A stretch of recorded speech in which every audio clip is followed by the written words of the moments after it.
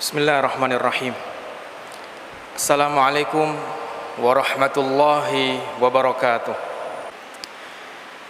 Innal hamdalillah nahmaduhu wa nasta'inuhu wa nastaghfiruhu wa nastahdihi wa na'udzu billahi min syururi anfusina wa min sayyiati a'malina. May yahdihillahu fala mudhillalah wa may yudlil fala hadiyalah. Asyhadu an la ilaha illallah wahdahu la syarika lah wa asyhadu anna Muhammadan abduhu wa rasuluh. Allahumma salli wa sallim wa barik ala nabiyyina Muhammadin sallallahu alaihi wasallam wa ala alihi wa sahbihi wa man tabi'ahu bi ihsanin ila yaumiddin.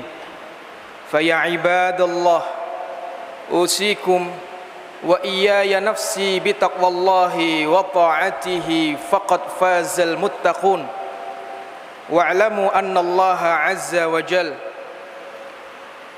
qala fi kitabihil karim a'udzu billahi minasy syaithanir rajim ya ayyuhalladzina amanu taqullaha haqqa tuqatih wa la tamutunna illa wa antum muslimun wa qala azza wa jal يا أيها الذين آمنوا اتقوا الله وقولوا قولا سديدا يصلح لكم أعمالكم ويغفر لكم ذنوبكم ومن يطع الله ورسوله فقد فاز فوزا عظيما وقال صلى الله عليه وسلم اتق الله حيثما كنت وأتبع السيئة الحسنة تمحها wa khaliqin nasa bi khuluqin hasan.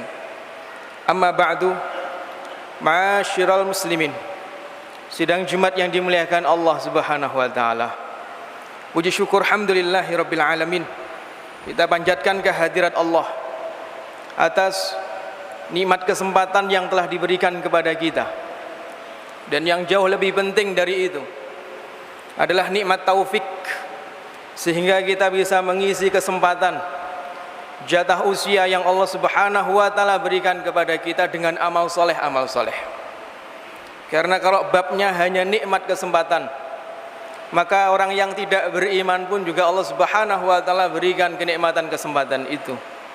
Akan tetapi bedanya, kita orang beriman, Allah berikan taufik, sehingga kesempatan yang Allah berikan kepada kita isi dengan amal soleh untuk mendekatkan diri kita kepada Allah Subhanahu wa taala dan untuk mengumpulkan bekal sebelum kita bertemu dengan Allah, dan sebaik-baik bekal adalah ketakwaan.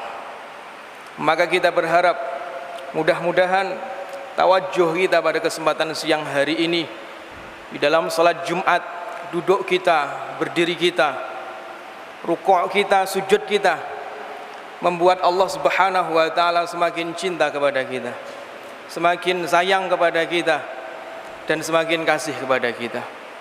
Ma'asyiral muslimin sidang Jumat yang dimuliakan Allah, lewat mimbar Jumat ini saya berwasiat kepada jamaah sekalian, khususnya kepada diri pribadi saya sendiri. Mari bersama-sama kita meningkatkan iman dan takwa kita kepada Allah Subhanahu wa taala. Karena sesungguhnya tidak ada perkara yang pentingnya melebihi pentingnya perkara iman dan takwa di muka bumi ini. Iman dan takwa adalah kunci kebahagiaan hidup, baik dunia ataupun akhirat. Sebagaimana Allah Subhanahu wa taala berfirman, "Man 'amila shalihan min dzakarin aw untha wa huwa mu'minun falanuhyiyannahu hayatan thayyibah." Siapapun orang yang melakukan amal baik, tidak cukup amal baik, ada tambahannya apa? Wa huwa mu'minun, dan dia beriman. Baru Allah Subhanahu wa taala menambahkan falanuhyiyannahu hayatan thayyibah. Maka kami akan memberikan kepadanya kehidupan yang baik. Orang yang memiliki iman dan takwa kepada Allah akan senantiasa mendapatkan pertolongan Allah, hidupnya dengan pertolongan Allah. Tidak ada masalah dengan banyaknya permasalahan. Karena kita hidup di dunia ini tidak ada yang tidak punya masalah. Tapi masalah itu menjadi tidak masalah kalau pertolongan Allah Subhanahu wa taala dekat dengan kita. Karena Allah Subhanahu wa taala berjanji, wa kana haqqan 'alaina nasrul mu'minin, dan adalah wajib bagi kami memberikan pertolongan kepada orang-orang beriman.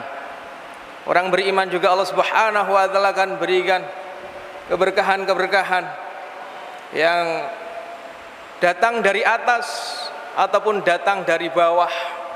Atas bawah ini adalah simbol bahwa keberkahan itu datang dari mana-mana, sebagaimana janji Allah Subhanahu wa taala, "Lau anna ahlal qura amanu wattaqau lafatahna 'alaihim barakatim minas sama'i wal ard." Seandainya penduduk negeri beriman dan bertakwa, maka kami akan bukakan keberkahan-keberkahan dari atas dan dari bawah.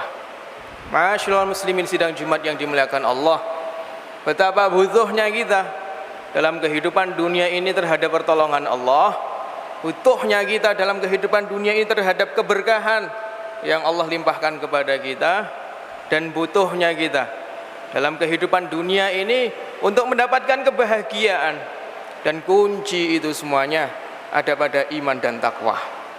Ma'asyiral muslimin sidang Jumat yang dimuliakan Allah Subhanahu wa taala, pada khutbah Jumat kali ini insyaallah dalam waktu yang tidak lama saya akan menyampaikan sebuah tema tentang ayah peradaban, ayah teladan, tentang keteladanan seorang ayah, tentang pendidikan yang dijalankan oleh kita, para ayah, para orang tua di rumah kita. Ma'asyiral muslimin sidang Jumat yang dimuliakan Allah Subhanahu wa taala, di tengah-tengah majunya perkembangan informasi dan teknologi hari ini, di mana dari dalam rumah kita, pasangan kita, anak-anak kita bisa mengakses semua apapun informasi yang ada di dalam internet maupun media-media sosial yang lain. Maka itu adalah sebuah keniscayaan yang tidak mungkin kita dan keluarga kita mengisolasi diri kita dari kondisi itu. Sebagaimana dulu Rasulullah Muhammad SAW ketika beliau masih ada di kota Mekah, beliau dan para sahabat-sahabatnya yang beriman juga tidak mengisolasi diri mereka dari derasnya arus jahiliyah yang ada di lingkungan mereka. Sebagaimana kita mengetahui riwayat dalam sirah nabawiyah bagaimana sebagian masyarakat Arab jahiliyah ketika melakukan tawaf, laki-laki tawaf telanjang di siang hari dan perempuan tawaf telanjang di malam hari. Rasulullah SAW tidak mengisolasi sahabatnya dari kondisi masyarakat yang seperti itu, tapi Rasulullah SAW mengokohkan pendidikan di tengah-tengah para sahabatnya, sehingga apa? Sehingga mereka menjadi pribadi-pribadi yang kokoh dan tidak mudah larut dalam arus kejahiliahan. Ma'asyiral muslimin sidang Jumat yang dimuliakan Allah Subhanahu wa taala, Imam Tirmidzi meriwayatkan hadis dari Jabir bin Samurah radhiyallahu anhu bahwa Rasulullah sallallahu alaihi wasallam bersabda, la ayyu'addibar rajul waladah, seseorang mendidik anaknya afdalalahu min ayyatasaddaqa bisa', itu lebih baik baginya daripada ia sering bersedekah satu sa'. Dia mendidik anaknya itu lebih baik baginya daripada dia bersedekah satu sa'. Hadis ini bukanlah hadis yang menurunkan motivasi kita untuk bersedekah di jalan Allah, karena bersedekah, berinfak di jalan Allah bagian dari syariat Islam yang luar biasa dianjurkan. Bahkan di dalam Al-Quran Allah Subhanahu wa ta'ala memberikan permisalan-permisalan yang menakjubkan bagi orang-orang yang giat bersedekah. Akan tetapi hadis ini ingin mengajak kita untuk melihat pada sebuah hakikat bahwa sedekah yang sedemikian luar biasa kedudukannya dalam Islam, sedemikian tingginya kedudukannya dalam Islam, ternyata ada ibadah yang lebih penting, dan lebih tinggi daripada itu dan lebih utama bagi kita daripada itu, yaitu adalah ala ayyu'addibar rajul waladah, yaitu ketika kita mendidik anak kita. Ibadah yang luar biasa, karena dalam agama kita ibadah itu tidak dibedakan antara urusan duniawi dan urusan ukhrawi. Bahkan orang yang kelihatannya melakukan urusan dunia tapi dia meniatkan untuk Allah Subhanahu wa taala, maka Allah Subhanahu wa taala akan memberikan pahala ukhrawi untuk orang itu. Orang mendidik anaknya, maka itu lebih baik daripada ia sering bersedekah dengan satu sa'. Al-Imam Mubarakfuri dalam kitabnya Tuhfatul Ahwazi Syarah Sunan At-Tirmidzi mengatakan bahwa kenapa mendidik anak itu lebih baik daripada bersedekah. Beliau mengatakan karena efek dari mendidik anak itu panjang, sedangkan efek dari bersedekah itu tidak panjang. Al-Manawi melanjutkan bahwa efek panjang di situ artinya adalah bahwa mendidik anak itu sedekah jariyah yang tidak terputus. Bahkan ketika anak kita mengajarkan apa yang dulu kita ajarkan kepada cucu kita, maka itu juga akan menjadi jariyah bagi kita yang tidak terputus. Sedangkan sedekah itu bisa terputus.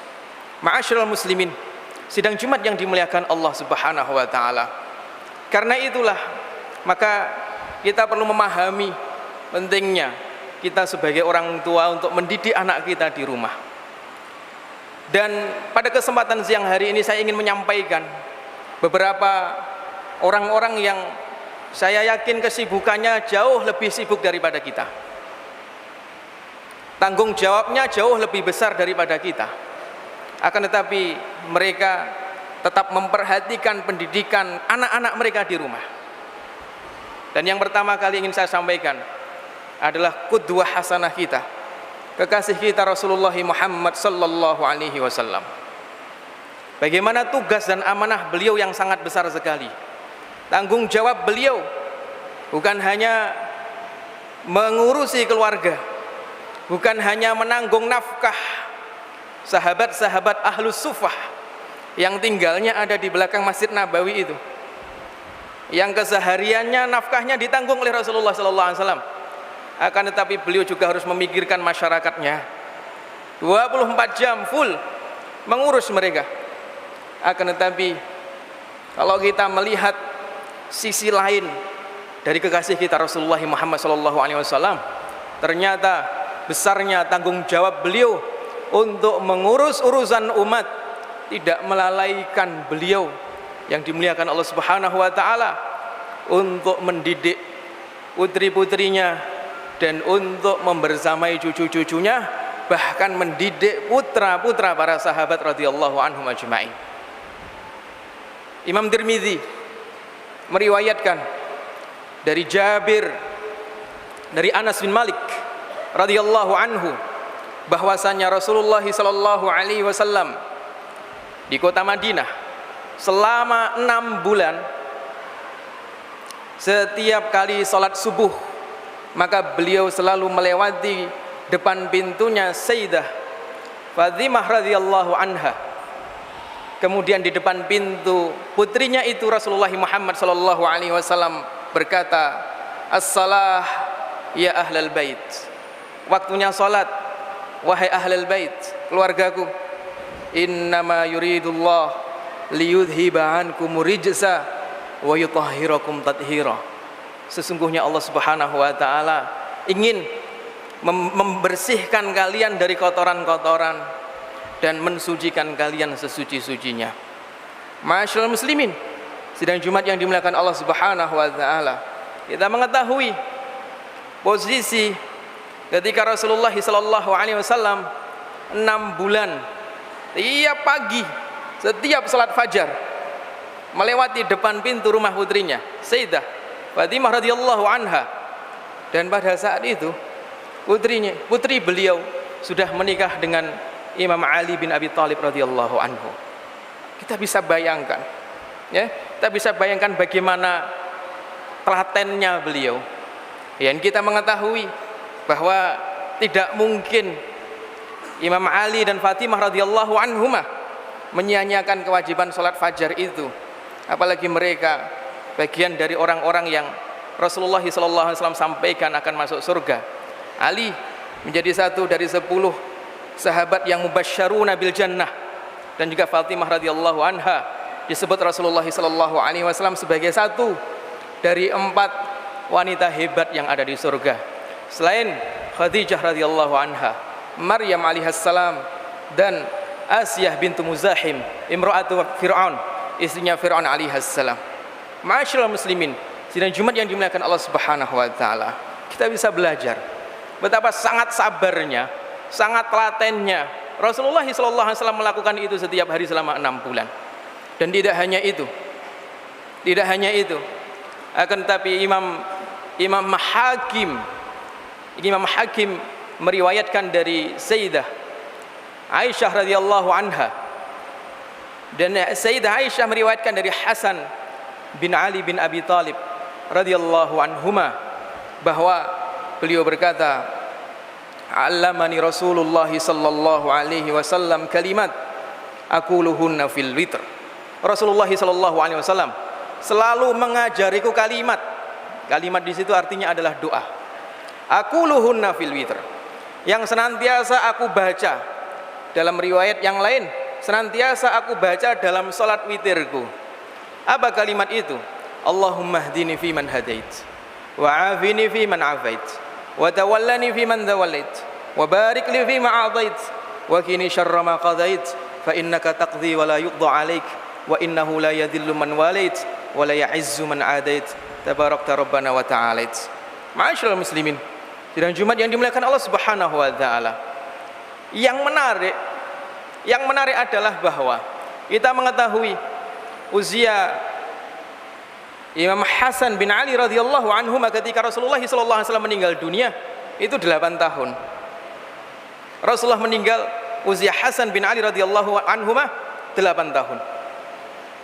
Dan artinya bahwa Imam Hasan bin Ali belajar kalimat yang hari ini sering kita sebut sebagai doa kunut ini, ya, itu artinya belajar doa kunut ini sebelum usia 8 tahun, bisa 7 tahun, bisa 6 tahun. Dan kalau yang mengajari Rasulullah SAW itu artinya tidak kok Rasulullah meminta Hasan bin Ali untuk menghafal doa itu, tidak, tapi bahkan mengajarkan kandungannya itu seperti apa. Allahumma hdini fi man hadait itu seperti apa, wa tawallani fi man tawallait itu seperti apa, fa innahu la yadhillu man walait wa la ya'izzu man adait, tidak akan hina orang yang engkau bela dan tidak akan mulia orang yang engkau musuhi. Itu seperti apa, aplikasinya seperti apa, sehingga nanti Imam Hasan bin Ali bin Abi Thalib radhiyallahu anhuma tumbuh dewasa dan menjadi penengah di tengah-tengah pertikaian umat Islam yang pada zaman itu tahun 41 Hijriah dikenal sebagai Amul Jamaah, tahun persatuannya umat Islam. Ma'asyiral muslimin, sidang Jumat yang dimuliakan Allah Subhanahu wa taala. Dan tidak hanya itu, Rasulullah SAW memperhatikan putrinya, memperhatikan cucunya, dan tidak hanya itu, bahkan putra-putra sahabat radhiyallahu anhum yang masih kecil-kecil juga diperhatikan oleh Rasulullah Muhammad sallallahu alaihi wasallam, ya, di tengah-tengah kesibukan beliau yang luar biasa. Nu'man bin Bashir radhiyallahu anhuma mengatakan Rasulullah sallallahu alaihi wasallam bersabda, al-halalu bayyinun wal haramu bayyinun wa bainahuma umurun mushtabihat la ya'lamuhunna katsirun minan nas. Yang halal itu sudah jelas, yang haram itu sudah jelas.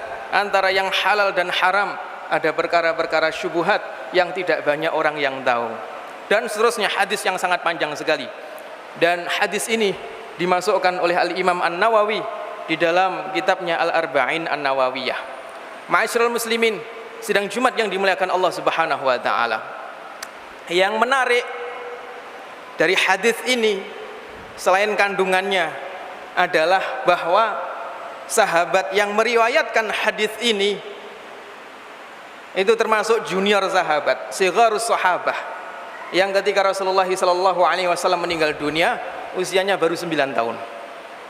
Karena Nu'man bin Bashir itu lahir tahun 2 Hijriah. Dan Nu'man bin Bashir itu adalah sahabat Ansor yang pertama kali lahir setelah Nabi hijrah ke Madinah. Sama seperti Abdullah bin Zubair, cucunya Abu Bakar As-Siddiq radhiyallahu anhu, itu adalah sahabat muhajirin yang pertama kali lahir setelah Rasulullah SAW hijrah ke Madinah. Karena ketika Rasulullah SAW hijrah ke Madinah, maka orang-orang Yahudi itu membuat sebuah rumor bahwa mereka telah menyihir wanita-wanita muslimah, sehingga wanita-wanita muslimah itu tidak bisa memiliki anak. Dan semua sihir itu dibantah dengan lahirnya Abdullah bin Zubair dari rahim wanita muhajirin dan Nu'man bin Bashir dari rahim wanita Ansor. Sehingga kalau Nu'man bin Bashir lahir tahun 2 Hijriah, Rasulullah SAW meninggal tahun 11 Hijriah, berarti Nu'man bin Bashir ketika Rasulullah meninggal dunia baru usia 9 tahun.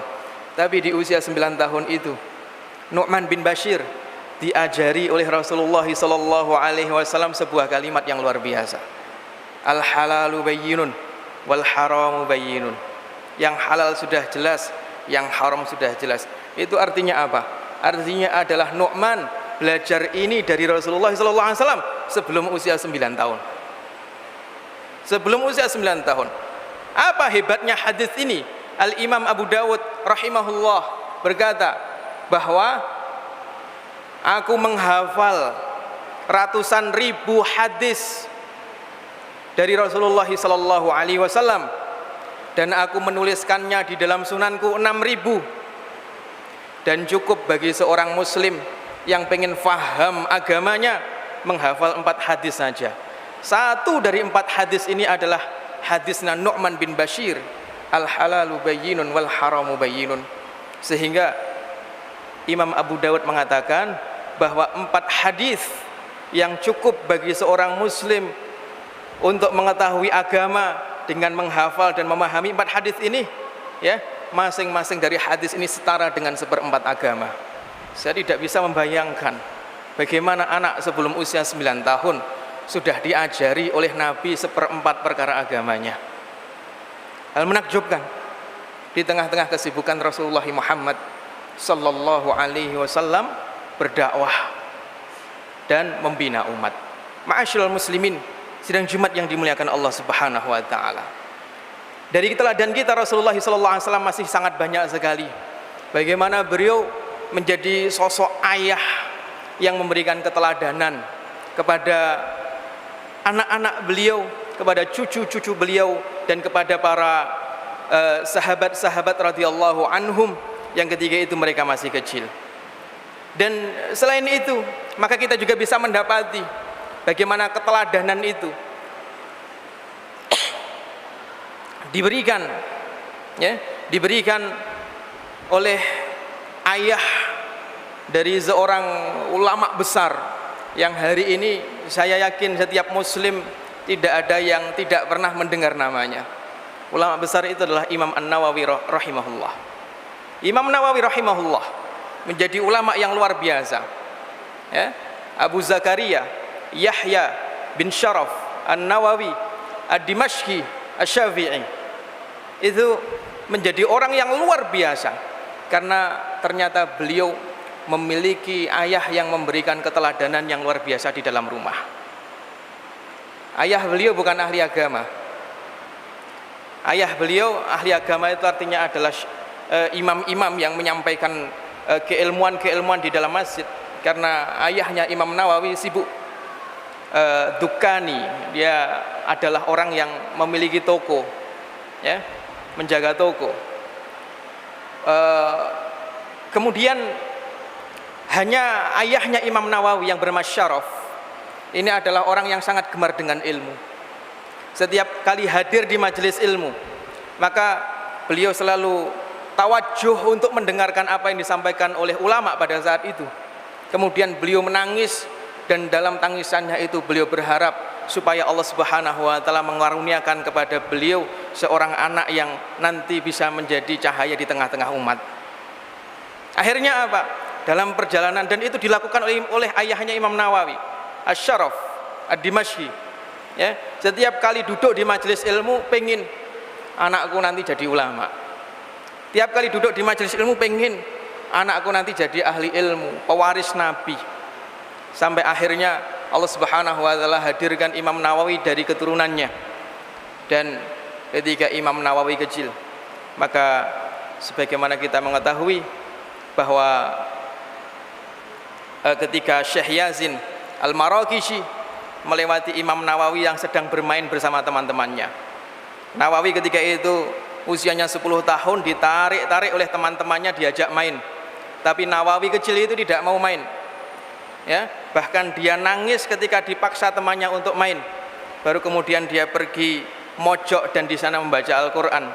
Melihat itu, Syekh Yazin Al-Maraqishi langsung menemui gurunya Imam Nawawi dan mengatakan, aku melihat bahwa anak ini di kemudian hari akan menjadi ahli ilmu dan orang yang zuhud di zamannya, maka didiklah dia dengan baik.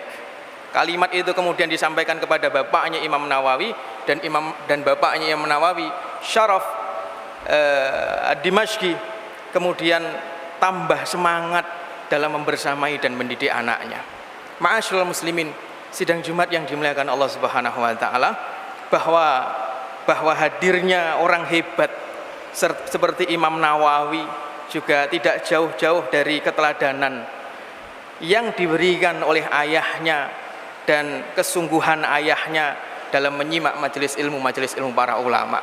Dan tidak hanya itu sebenarnya, tapi dalam sejarah Islam kita banyak mendapati ulama-ulama besar yang mendapatkan keteladanan itu dari ayahnya. Ada Imam Muslim, ya, Muslim bin Hajjaj. Imam Muslim punya bapak namanya Hajjaj.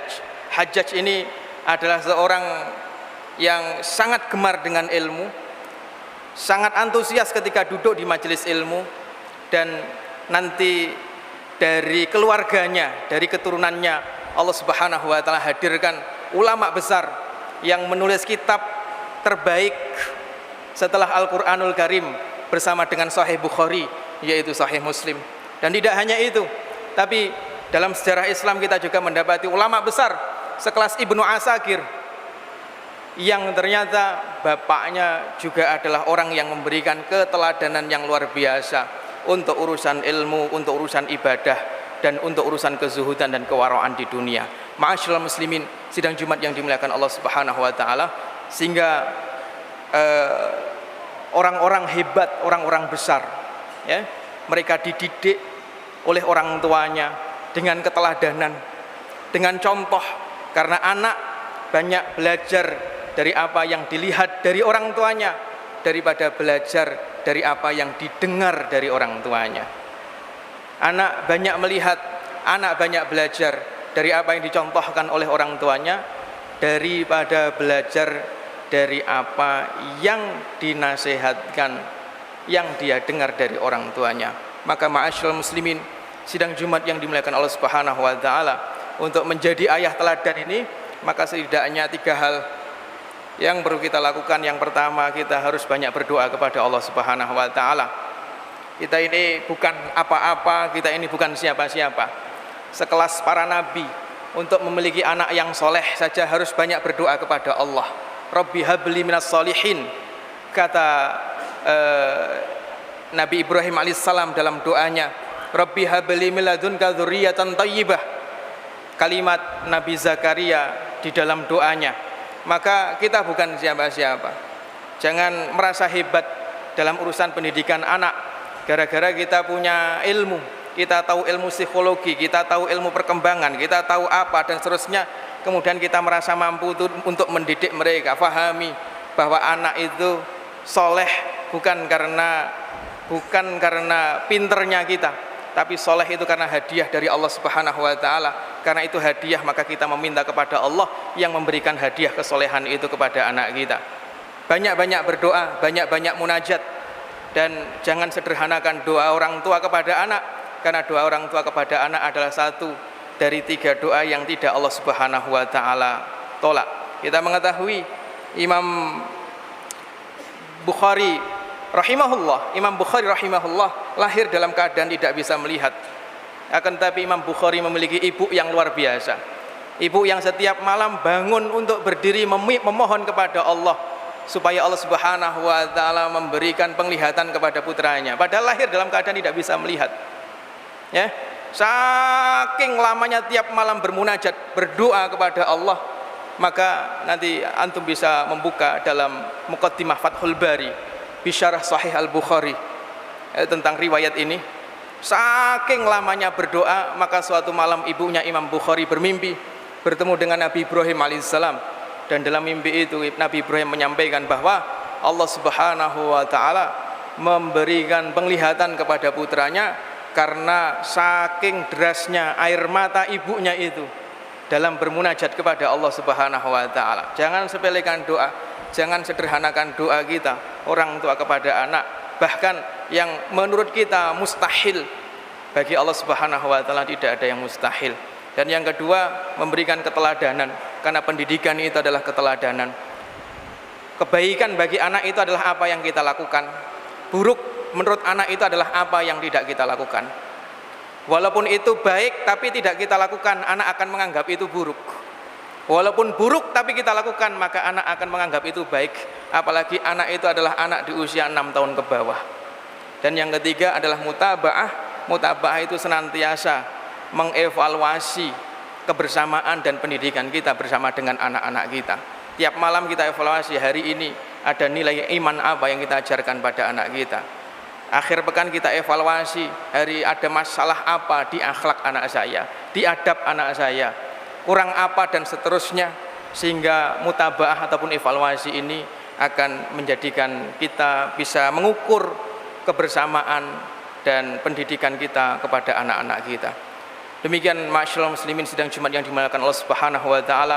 Semoga Allah Subhanahu wa taala senantiasa membimbing kita untuk bisa mendidik anak-anak kita sehingga menjadi generasi-generasi yang menjadi qurrata a'yun bagi kita, menjadi qurrata a'yun bagi Rasulullah Muhammad sallallahu alaihi wasallam nanti ketika di yaumil mahsyar dibangga-banggakan oleh Rasulullah sallallahu alaihi wasallam di depan para nabi dan para umatnya. Barakallahu li wa lakum fil Qur'anil azim wa nafa'ani wa iyyakum bima fihi minal ayati wa dzikril hakim.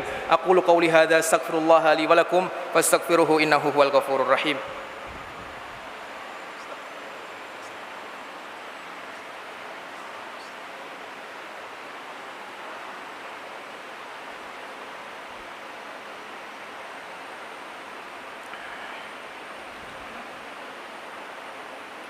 Alhamdulillahi rabbil alamin wa bihi nasta'inu ala umuri dunya waddin.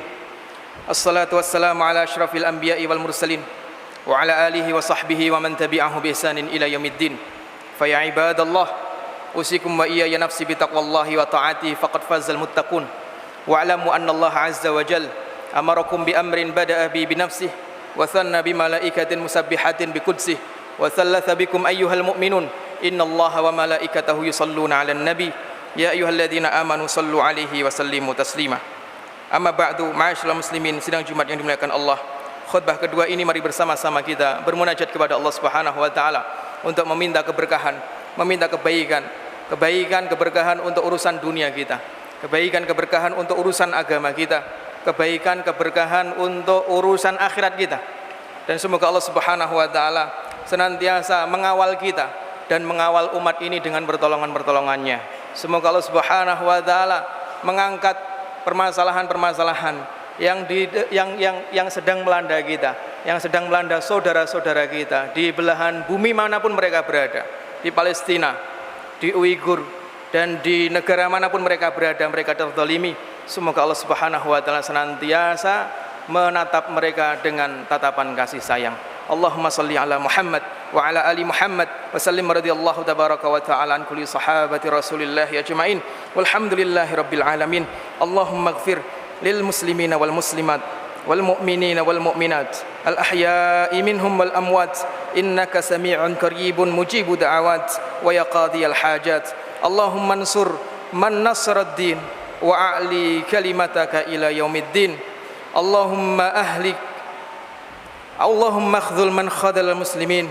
Allahumma sarrif syamlahum wa mazzik jam'ahum wa zalzil aqdamahum wa alqi fi qulubihim ar-ru'ba innaka ala kulli syai'in qadir. Rabbana zalamna anfusana wa illam taghfir lana wa tarhamna lanakunanna minal khasirin. La ilaha illa anta subhanaka inna kunna minadh zalimin. Rabbana la tada' lana dhanban illa ghafartah wa la hamman illa farajtah wa la daynan illa qadaitah wa la jahlan illa 'allamtah wa la 'usran illa yassartah wa la hajatan min hawaijid dunya wal akhirah illa qadaitaha ya arhamar rahimin. Rabbana ighfir lana wa li walidina warhamhum kama rabbawna shighara. Rabbana hab lana min azwajina wa dhurriyyatina qurrata a'yun waj'alna lil muttaqina imama. Rabbana ja'alna muqimis shalah wa min dhurriyyatina rabbana wa taqabbal du'a. Rabbana atina fid dunya hasanah wa fil akhirati hasanah wa qina adzaban nar. Walhamdulillahi rabbil alamin. Aqimus shalah.